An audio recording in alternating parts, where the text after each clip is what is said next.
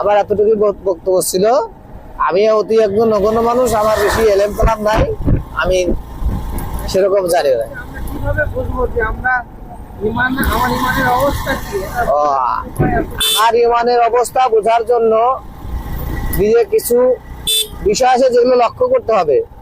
সেটা যদি আমার অন্যায়কে অন্যায় মনে হয়, যেটা অন্যায়, এবং ন্যায়কে ন্যায় মনে করা, এবং তাওহীদ রাসূলকে কেউ গালি দিলে যদি আমার খারাপ লাগে এবং মনে হয় তাকে হত্যা করে ফেলাই, এবং কোরআনের কথা শুনতে ভালো লাগে, কোরআন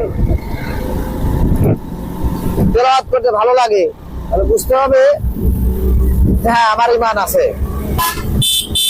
আর যদি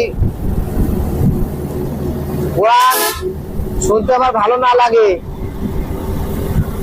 কোরআনের মজলিসে বসতে ভালো না লাগে, তাহলে বুঝতে হবে যে আমার ঈমান নাই, আমি বেঈমান, মুনাফিক। আমি মুসলমান, নামধারী মুসলমান হলে হবে না, তাকওয়া থাকতে হবে, আল্লাহর ভয় ভীতি থাকতে হবে, এবং ঈমানি চেতনা থাকতে হবে ভিতরে।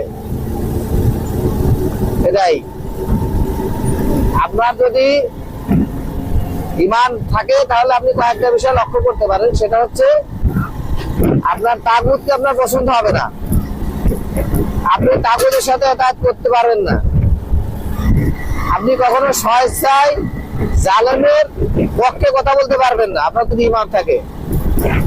জালেম শাসক, জালেম বিচারক, এদের পক্ষে আপনি কথা বলতে পারবেন না, এবং অন্যায় দেখলে আপনার মাথায় কাজ করবেন, আপনি অন্যায়ের প্রতিবাদ আপনি করবেন।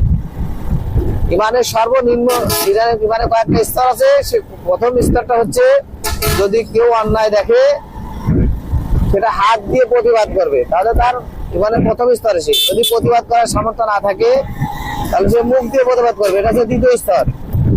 এবং তৃতীয় স্তর হচ্ছে মুখ দিয়ে যদি কথা বলার মতো সাহস না থাকে, হিম্মত না থাকে, তাহলে সে অন্তরে ঘৃণা করবে। এটা একেবারে দুর্বল ঈমান, একেবারে সর্বনিম্ন স্তর।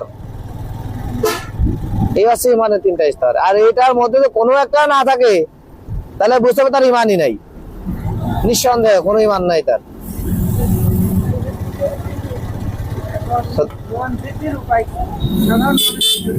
জি, ঈমান বৃদ্ধির উপায় হচ্ছে বেশি বেশি আলেম উলামা সহবতে থাকা, যারা হক্কানি আলেম উলামা